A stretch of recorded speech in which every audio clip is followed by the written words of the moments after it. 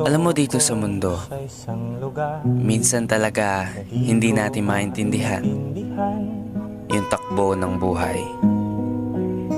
Yung tipong sa araw-araw, walang pagbabago. Na minsan disappointed ka. Bakit ganyan yung buhay na tinatahak mo? Pero mas pinipili mong ituwid pa rin yung nararapat.